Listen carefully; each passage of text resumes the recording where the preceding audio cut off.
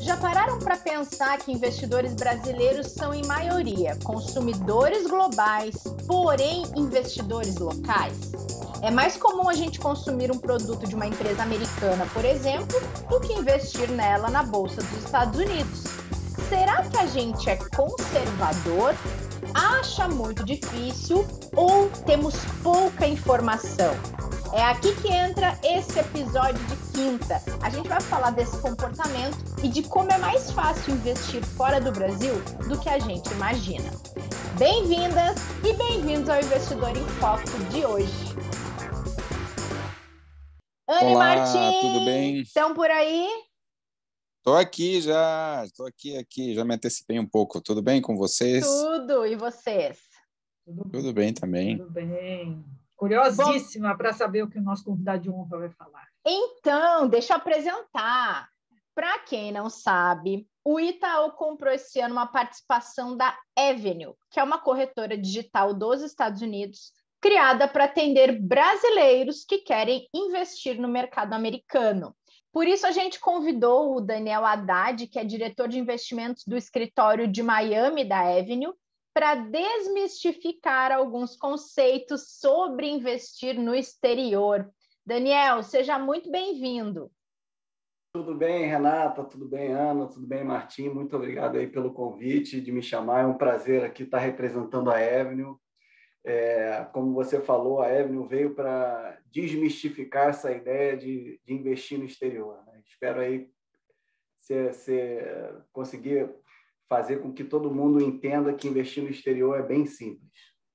Muito bom, estamos ansiosos. Bom, gente, antes da gente entrar no papo da Avenue especificamente, eu só queria pedir para o Martim contextualizar um pouquinho para a gente, Martim, explicar a diferença principal quando a gente fala em ter exposição internacional nos investimentos e investir no exterior, porque a gente não está falando exatamente da mesma coisa, né?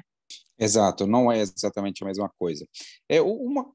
Antes disso, deixa eu falar um pouquinho, porque nos últimos anos, 2, 3 anos, de forma geral, muitos investidores brasileiros acabaram entendendo que ter algo de exposição em investimentos no exterior é algo importante para a sua carteira, para a diversificação, né, para não ficar sujeito apenas a riscos locais, né? E o que foi acontecendo no mercado é que foram aparecendo os fundos de investimentos brasileiros que têm exposição no exterior, a CVM liberou a aplicação em BDRs, para todos os investidores, antes eram apenas para investidores considerados qualificados pela lei.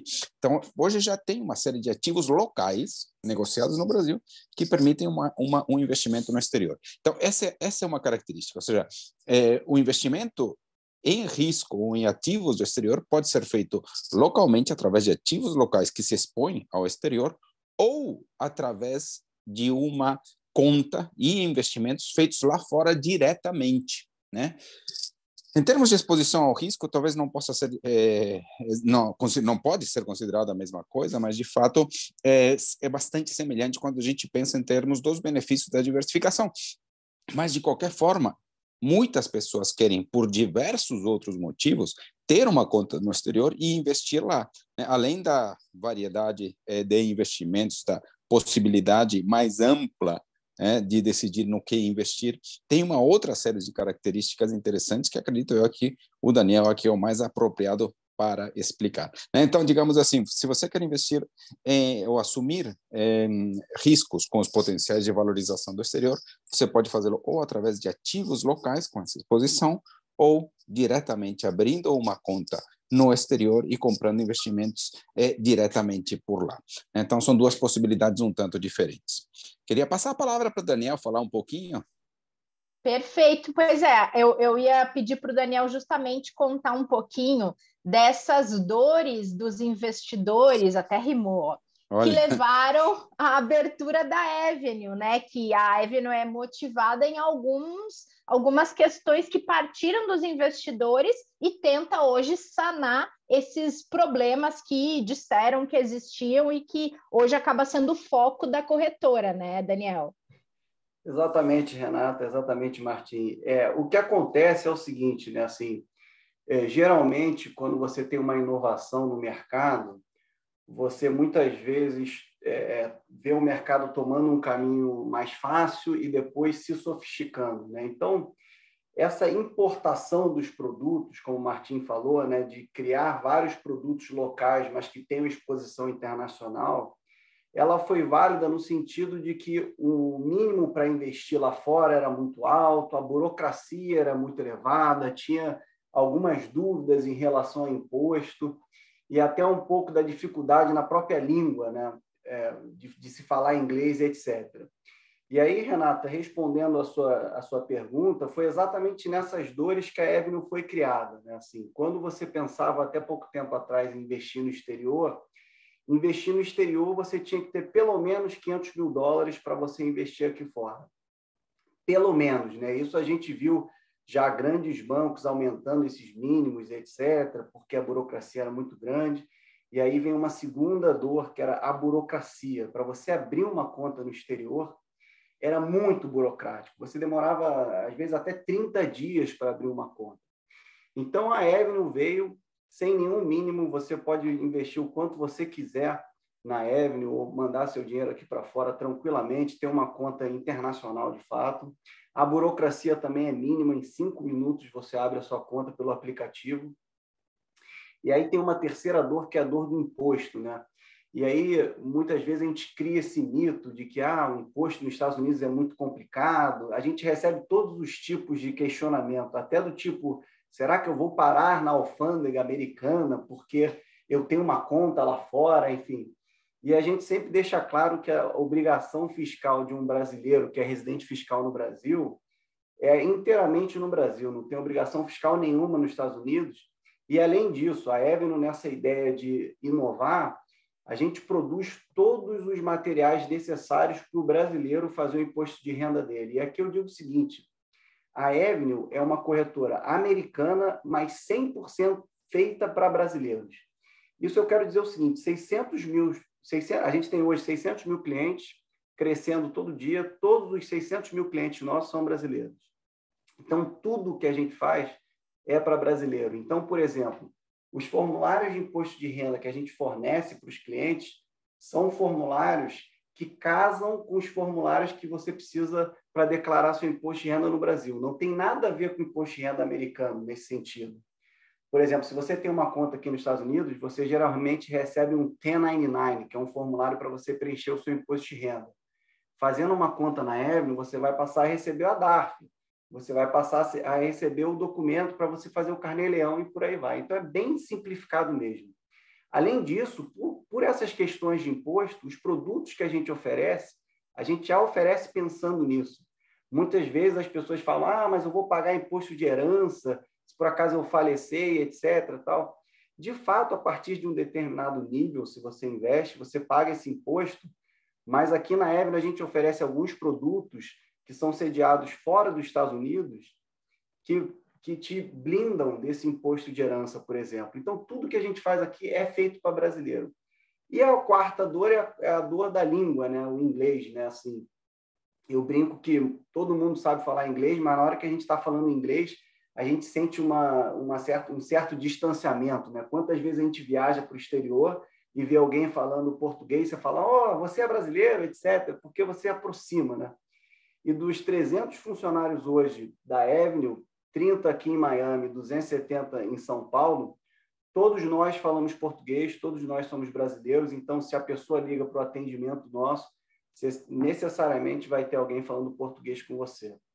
Então, foi por isso que a Avenue cresceu tão rapidamente, porque a gente matou essas 4 dores dos clientes, e é tão fácil, Renata, é até engraçado isso, que muitas vezes eu tenho amigos abrindo a conta, e ele fala, e aí? Passou 5 minutos, e aí? Agora já tem conta? É isso mesmo. Você já tem uma conta, você já tem um cartão de débito, você já pode investir em fundos, você já pode investir em títulos de dívidas de empresa americana, de empresas brasileiras. É tão simples quanto isso. Realmente é muito simples mesmo.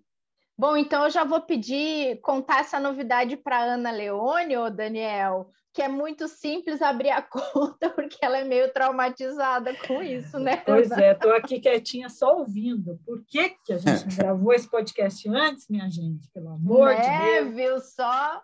Pois é, não, é interessante, né? Porque Primeiro, tem uma experiência que favorece as pessoas, ao menos, tentarem, né, um caminho diferente, porque se investir já é um tabu, imagina só investir no exterior.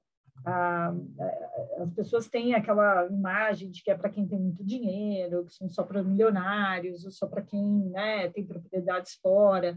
E, na verdade, o mercado tem se sofisticado e parte da diversificação é a gente ultrapassar as fronteiras que a gente está acostumado. Então, assim como no passado as pessoas falam, não, o fundo de investimento não é para mim, eu vou ficar aqui na poupança, a gente está falando aí de uma possibilidade mais democrática e de algo que é mais sofisticado do ponto de vista de possibilidade de diversificação, por outro lado, numa simplicidade como qualquer outra coisa, né? Qualquer outro investimento que a gente venha fazer. Para mim foi muito difícil, eu queria abrir uma conta fora e eu te digo que foi assim um calvário, né? De percorrer essas coisas justamente. Eu acho que na descrição que você fez, Daniel, você estava me descrevendo ali as tentativas que a gente queria. Eu viajava muito a trabalho e precisava mesmo ter um recurso até para uso, não era nem para investimento, ou seja, um estágio anterior até, né? Uma conta, de fato, que eu pudesse usar um cartão de crédito no exterior, com uma moeda local, com mais facilidade, etc. E quando a gente migra para a questão do investimento, eu achei muito interessante o que a Renata trouxe na abertura do episódio. A gente consome muito no exterior, a gente viaja bastante, o brasileiro viaja muito e não pensa em investir fora, né?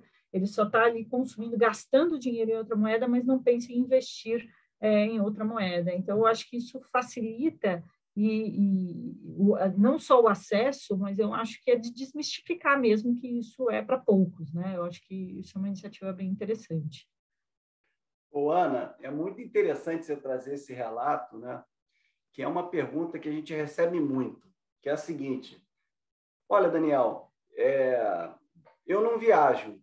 Por que eu preciso ter dinheiro em dólar, né? E aí, esse é um outro, são os tabus, né, que se criaram, né, que é o seguinte: tudo bem, você não viaja, ok, mas pega o aparelho de celular que está no seu bolso, veja a variação do preço dele em reais e a variação do valor dele em dólar, por exemplo, do iPhone.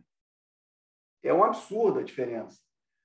Isso que eu quero dizer é o seguinte: cada vez mais, é o que a Renata falou, a gente está exposto a produtos globais, certo?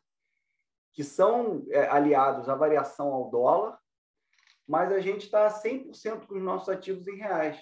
Não só os nossos ativos em reais, mas também a nossa receita futura está em reais.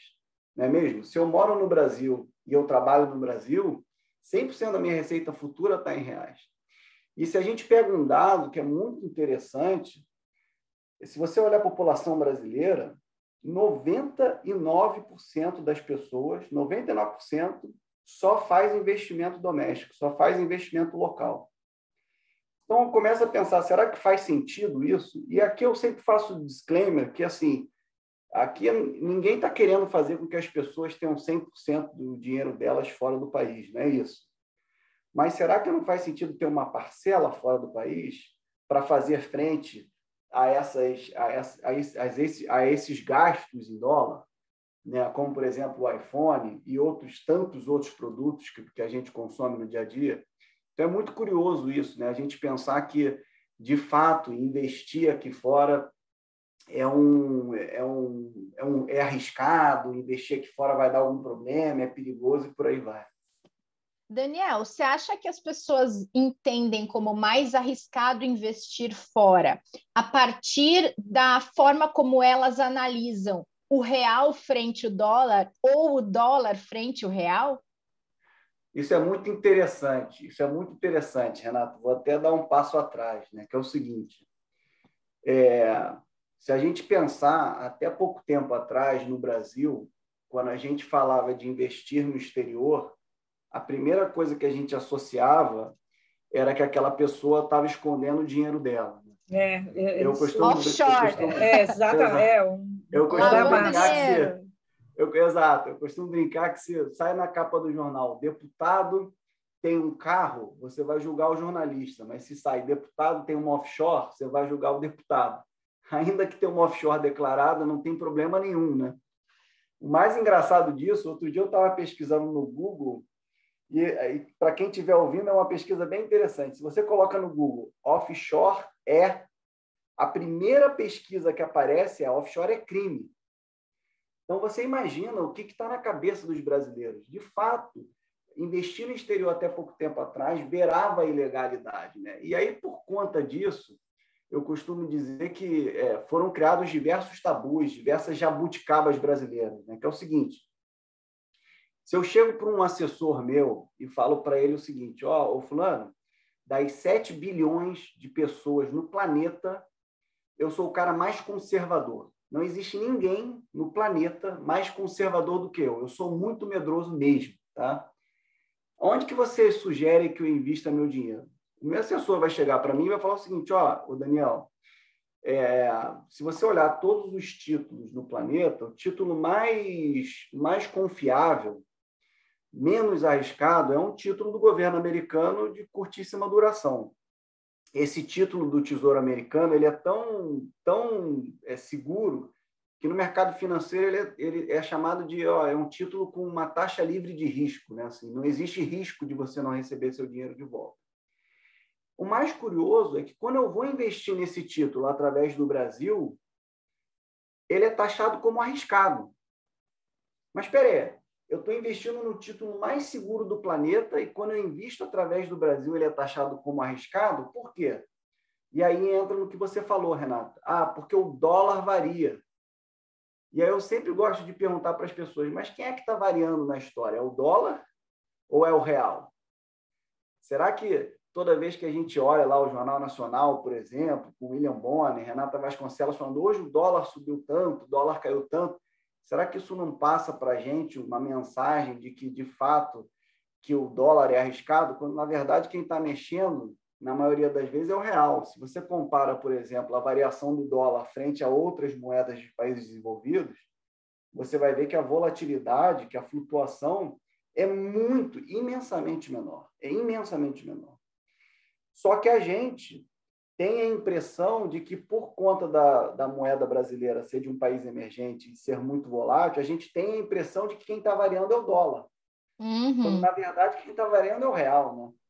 E eu até, Renata, eu trago comigo na minha carteira uma nota, que é a minha nota da sorte, e eu brinco quando as pessoas falam sobre esse assunto, que é o seguinte, essa minha nota é uma nota de $20.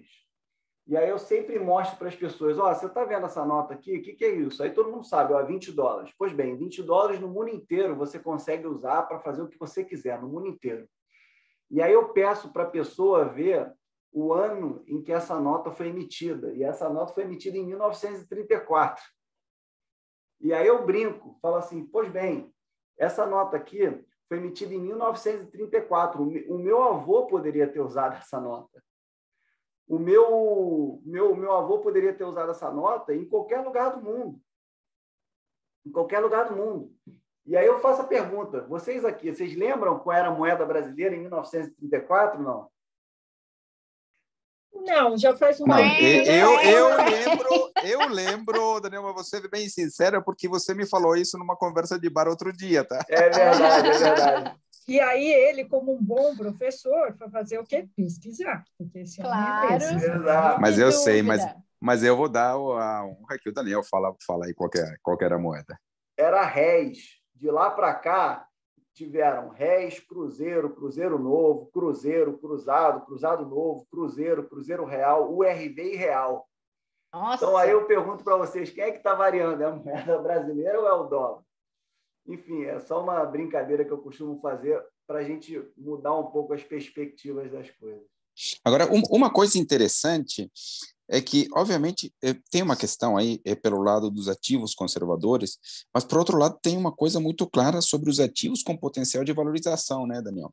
Porque, sei lá, quando a gente pensa aí nos grandes movimentos de tecnologia, de energia limpa, de metaverso, enfim, de corrida espacial privada, né? Todas essas coisas estão no exterior, mas não está, nenhuma delas está sendo negociada em bolsa local, né? Então, concentrar em investimentos locais acaba também privando o investidor de participar dos grandes movimentos de tecnologia que estão acontecendo hoje no mundo, né? Tem Martim, isso também. Perfeito, Martim, perfeito. É curioso você ver, né? Por exemplo, a Bolsa Brasileira, como você falou, ela é muito focada em commodities e mercado financeiro, né? Financial services, né? Então, se você olha que curioso, se você olha o Ibovespa 20 anos atrás, mais ou menos, as 10 principais empresas do Ibovespa eram Petrobras, Bradesco, Itaú, Unibanco, Vale. Se você olha o Ibovespa hoje, as 10 principais companhias do Ibovespa são basicamente as mesmas. Petrobras, Vale, Itaú, Unibanco, Bradesco. O que eu quero dizer com isso? O que eu quero dizer com isso é que a Bolsa Brasileira continuou sendo uma bolsa de commodities de mercado financeiro, de financial service. Agora, se você olha a Bolsa Americana, por exemplo, há 20 anos atrás, quando você olha as 10 principais empresas do S&P 500, eram empresas de capital intensivo. Era General Electric, era Exxon, Pfizer, Walmart, Intel e por aí vai. Hoje, as principais empresas são basicamente empresas de tecnologia, Apple, Microsoft, Amazon, Tesla e por aí vai. Então, esse ponto que você levantou, Martim, é muito importante, porque eu consigo dizer que a Bolsa Americana ela veio se inovando ao longo do tempo também, atualizando ao longo do tempo. A Bolsa Americana é uma bolsa que te permite, como você falou, investir em metaverso, investir em comida saudável, investir em renewables, investir em tecnologia, qualquer tipo de coisa que você queira, inclusive commodities e financial service. Eu gosto sempre de, mais uma vez, fazer o disclaimer, Daniel, então não é para investir na Bolsa Brasileira? Não, não é isso que eu estou querendo dizer. Óbvio que vale investir na Bolsa Brasileira, mas por que não investir também fora do país? E outro ponto aqui também interessante, Martim, você, professor, você certamente deve falar isso muito para os alunos, que é o seguinte, um approach interessante para aquele cara que vai começar na Bolsa muita gente fala o seguinte, investe naquilo que você conhece, na empresa que você consome, por exemplo, porque se você investir numa empresa assim, você vai ter mais ou menos um feeling se aquela empresa está indo bem ou não, né? E aí, no Brasil, a principal empresa que vem na nossa cabeça então eu vou investir na Vale. E aí eu sempre brinco, poxa, você já viu uma pelota de minério na sua vida? Né? Mas, por exemplo, você, quando acorda, você toca o alarme do seu iPhone, você procura alguma coisa no Google, você usa o Instagram, você usa o WhatsApp, você vê um filme no Netflix, você passa o seu cartão Visa no Uber, usa um tênis da Nike, toma uma Coca-Cola, escova o dente com a Colgate, toma a vacina da Pfizer e por aí vai. Então, assim, os produtos que a gente consome no nosso dia a dia são basicamente produtos listados na Bolsa Americana. Então, isso também é muito interessante. E, para finalizar esse ponto, é importante lembrar que, quando a gente olha a Bolsa Americana, a gente não está olhando só empresas americanas, a gente está olhando empresas americanas, estamos olhando empresas globais, como, por exemplo, Google, Apple, inclusive empresas brasileiras, como algumas que resolveram listar aqui fora. Então, é muito interessante você ver essa diversificação que você consegue fazer na Bolsa Americana, como o Martim tinha mencionado. Agora, também tem a ver, né, Daniel, se a gente for pensar por uma ótica de propósito, objetivo, coerência, quando a pessoa quer escolher ali tintim por tintim no papel da empresa que ela quer investir, ela quer se identificar com aquela empresa, faz bastante sentido, né? Quando a gente olha as marcas que a gente se identifica e por isso consome, o investimento nessas marcas e não necessariamente em empresas que talvez a gente não tenha pleno conhecimento do que fazem e de como atuam no mercado, até com responsabilidade, ESG e tudo mais, né? Sem dúvida, sem dúvida. Você investir numa empresa que você consome te dá uma sensação melhor se aquela empresa está indo bem ou não, se aquele produto que a empresa lançou continua bom ou não, se a empresa continua inovando ou não, né? Ainda mais no mundo de hoje, que as coisas acontecem tão rápido, é sempre importante você ter esse sentimento, né? Agora, ô Martim, estava pensando aqui um pouco nisso que vocês estavam conversando, que o Daniel trouxe sobre a gente ter um hábito de investir muito mais no Brasil e consumir em empresas globais, marcas globais. Tem aí um quê de territorialismo? Tem algum viés nessa história para esse comportamento do investidor, hein? Não, é o viés do home bias, né? É esse viés que é uma derivação da preferência pelo familiar, pelo conhecido, né? Que muitas vezes pode limitar as possibilidades do investidor, né? Uhum. Então, a gente sabe que esse é um fenômeno bastante mapeado, bastante medido no mundo inteiro, que de forma geral as pessoas investem mais do que seria recomendável para uma diversificação eficiente nos seus investimentos do país de origem, né? Mas no caso brasileiro isso é extremo, tá? É muito pouco investimento que a gente vê em outros ativos. E a gente sabe que o que potencializa a diversificação, a eficiência de uma diversificação, é exatamente a correlação baixa, a descorrelação, ou seja, ativos que se movimentam de forma diferente, né, em função dos acontecimentos econômicos ou de mercado. E claramente, quando a gente começa a investir parte no exterior, a diversificação se torna mais potente, né? Então, você tem possibilidades muito maiores de melhorar a relação risco-retorno do teu portfólio de investimentos, né? Então, de fato, o home bias, ele existe, não é um fenômeno apenas brasileiro, mas no Brasil é bastante intenso, muito claro, e acaba, de fato, atrapalhando aí os investidores, certamente. Eu acho que tem uma questão também, que aí, né, o que eu relatei um pouco aqui. Eu acho que esse mito que o Daniel trouxe, de fato, tinha aí uma coisa bastante negativa quando se falava em investir no exterior, falava muito, evasão de divisas, está mandando dinheiro para fora, alguma coisa errada está fazendo. Acho que isso, uma vez superado, e que acho que a informação trouxe clareza para o que é investir fora, o que é você ter uma conta fora e etc. Você tem outra questão que é o acesso. Então, por mais que no meu caso, como eu relatei, eu já sabia disso tudo, tinha interesse, eu tive a dificuldade do acesso.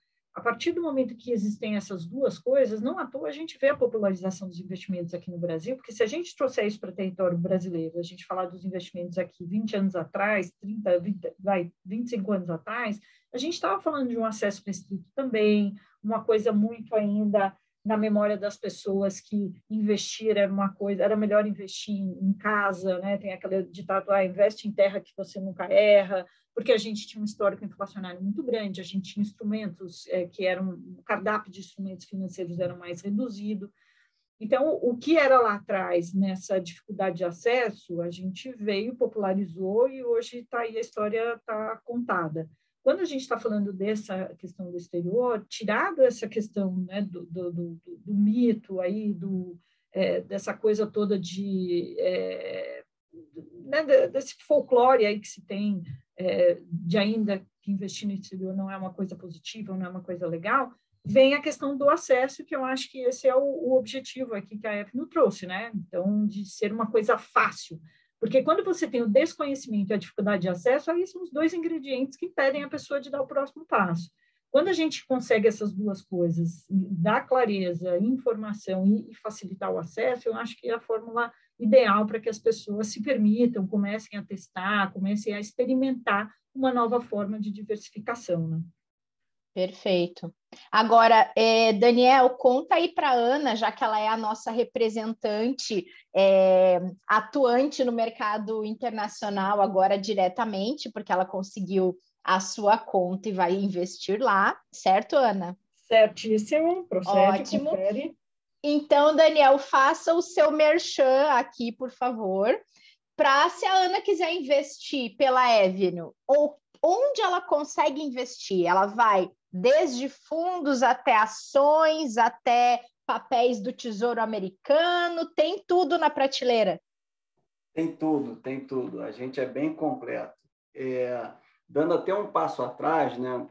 O que acontece, pessoal, assim, das três formas de você ganhar dinheiro num portfólio, existem três formas de você ganhar dinheiro num portfólio, né? Uma delas é a diversificação entre classes de ativos. Assim, eu vou investir em renda fixa ou eu vou investir em ações. A segunda delas é escolhendo um ativo dentro de uma classe. Então, por exemplo, na parte de ações, eu vou escolher Google ou vou escolher Apple, por exemplo. E a terceira forma de você ganhar dinheiro é através do market timing. Eu vou comprar agora ou vou comprar depois. Existem pesquisas e papers mostrando que dessas 3 formas de você ganhar dinheiro num portfólio, a principal delas, que responde por 95% do teu retorno, é a alocação entre classes de ativo. Basicamente é o seguinte, é você montar uma carteira diversificada o suficiente, que esteja alinhada ao seu perfil, para que você passe o máximo de tempo investido nela e tenha convicção suficiente para aproveitar o famoso juros compostos, né?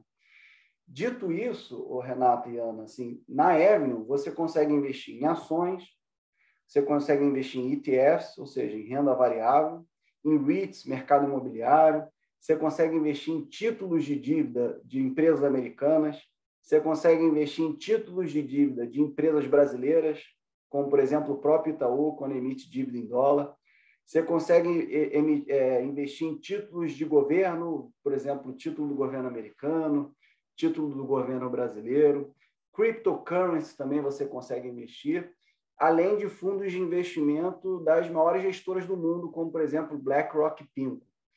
Então, Renata, você consegue fazer essa sua pizza de forma bastante diversificada o suficiente para que você continue nela o máximo de tempo investido e tenha um retorno muito bom e aproveite os juros compostos. Na Avenue, você consegue investir assim, de A a Z, eu brinco. Assim, é muita coisa mesmo, né? Assim, é tanto ativo, né? São mais de 8 mil ativos, que a gente faz um trabalho bastante forte para tentar esmiuçar isso para o nosso cliente, tentar levá-lo ali ao que é melhor para ele e que faz mais sentido para o perfil dele naquele momento, entendeu? Perfeito. Ô, Martim, ouvindo aqui o Daniel, fiquei pensando que diversificação é linguagem internacional, né? A gente podia distribuir esse podcast globalmente, não acha? É verdade, Justo? mas certamente diversificação é um conceito extremamente importante das finanças. Eu chego a comentar que ele é muito importante, mas é pouco conhecido na prática por investidor, né? Obviamente, se os investidores entendessem melhor esse conceito, muito provavelmente se investiria mais no exterior, diversificaria mais, teria também outras coisas, como ele acabou comentando aqui, né? A questão de um olhar um pouco mais de longo prazo, exatamente para deixarem esses prêmios de risco aparecerem, crescerem, mantendo uma alocação mais estável ao longo do tempo, né? Certamente, mas nós falamos muito, hein? Aqui, quando a gente está aqui presente aqui nesse podcast, a gente fala muito sobre diversificação, né? E tem uma coisa que as pessoas às vezes diversificam em produtos, não em classe de ativos, né? É muito comum a pessoa falar assim, eu diversifico, eu tenho fundo DI, tenho título não sei o quê, e aí tenho também um papel, né, atrelado. Aí você vai olhar, as pessoas não estão, elas estão diversificando apenas o produto e não as classes de ativos, né?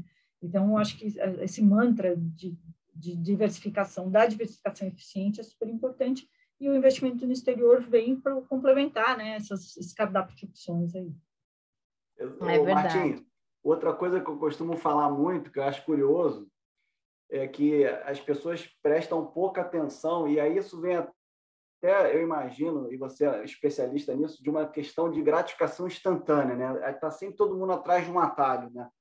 E aí, quando a gente olha a fórmula da matemática financeira, que permeia todo o mercado financeiro, ela diz o seguinte, o valor do teu investimento no futuro é o valor de hoje vezes a taxa de retorno elevado ao tempo. Você não precisa, só precisa de uma matemática básica para saber que dessa equação a variável mais importante é o tempo. Quanto mais tempo você fica investido naquilo, maior vai ser o teu valor futuro. Mas as pessoas ficam pensando muito em qual taxa que ela vai receber no curto prazo para poder vender e etc. Não é mesmo? É bem isso mesmo. É bem isso mesmo.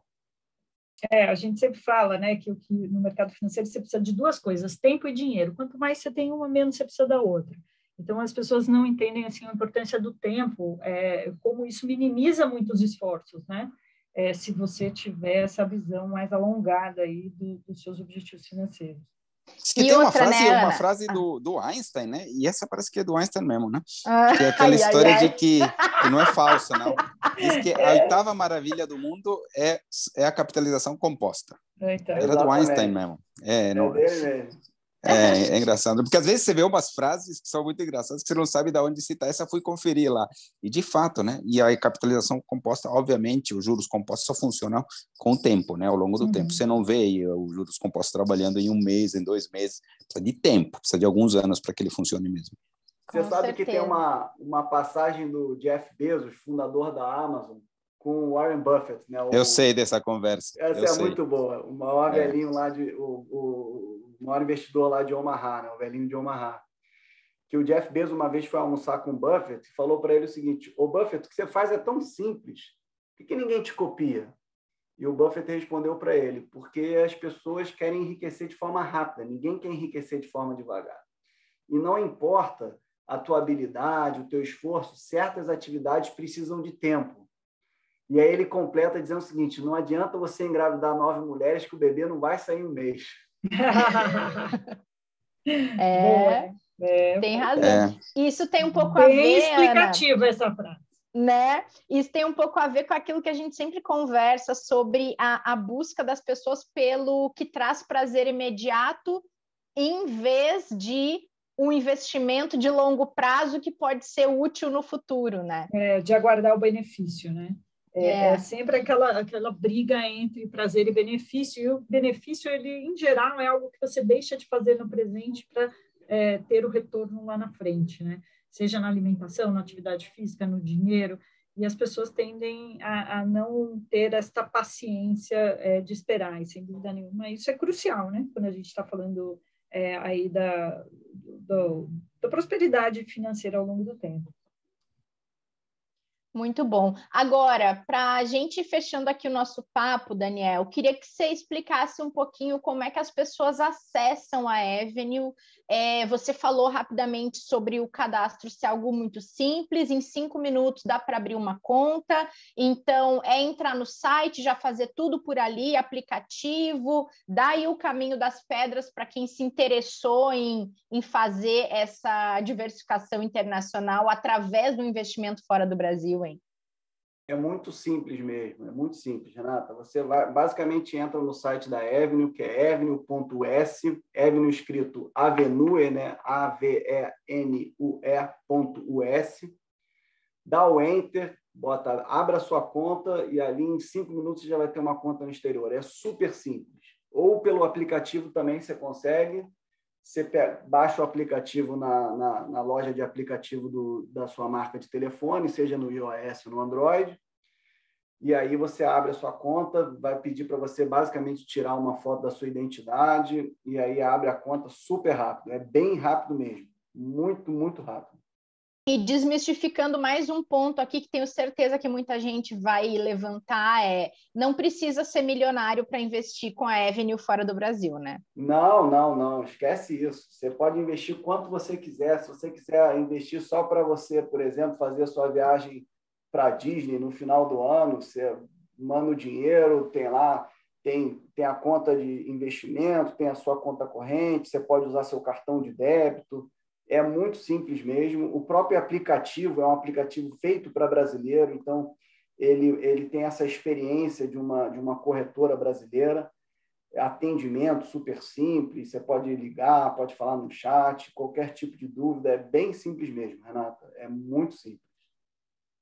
Perfeito, gente. Fechamos? Estão todos já entrando no site da Avenue para a gente fazer nosso cadastro?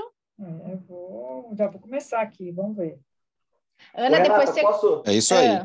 Posso só fazer mais um comentário aqui? Claro. A última pergunta que surge é sempre aquela assim, mas então agora eu vou esperar o dólar baixar um pouco, né? Bom ponto, bom E eu ponto. gosto sempre de trazer aquela frase do Edmar Baixo que diz que o dólar foi feito por Deus para humilhar os economistas, né? Assim, que é muito difícil você saber para onde o dólar vai, principalmente no curto prazo. Mas, dito isso, a gente sempre diz o seguinte, investimento em dólar você tem que fazer sempre, tem que sempre mirar aquele seu percentual que você conversou com o assessor, se ele diz 10%, 20%, 30%, vai mirando isso, vai fazendo aos poucos e manda seu dinheiro para fora e com isso você tem uma preservação de capital e uma diversificação muito boa do seu capital. Não é à toa que o próprio nosso Banco Central brasileiro guarda dinheiro lá fora, que são as reservas cambiais, né? E 80% é dólar. Por que não a gente fazer a mesma coisa? Perfeito. E boa dica sua para a gente trazer para quem está nos ouvindo também. Se tem dúvida de percentual de alocação no investimento internacional, no exterior, se tem dúvida de onde investir no exterior, que tipo de produto, consulta o seu especialista, que é essa pessoa que vai te ajudar a decidir conforme seu perfil, sua composição de carteira e tudo mais. Daniel, foi uma alegria ter você por aqui. Bem-vindos a esse time do Itaú e a gente vai ter ainda, com certeza, outras conversas pela frente. Eu que agradeço, Renata. Poxa, me senti aqui super acolhido por você, pela Ana, pelo Martim. Muito obrigado mesmo pela oportunidade. Martim e Ana... Foi um grande prazer ter você aqui, Daniel, e vamos conversar, vamos ter muitas oportunidades de bater papo, né, dividir aí apresentações, outras conversas. É um grande prazer sempre falar com você, Daniel. Foi um prazer, hein, Daniel? Curti. Muito obrigado. Muito legal mesmo. Muito bom, gente. Martim e Ana, a gente se encontra na próxima quinta. Sim, estamos Perfeito, aqui. É isso aí. Boa! E para todo mundo que nos ouviu, obrigada pela companhia de vocês nesse episódio. Semana que vem, terça-feira, tem mais Investidor em Foco e a gente espera vocês por aqui. Até lá!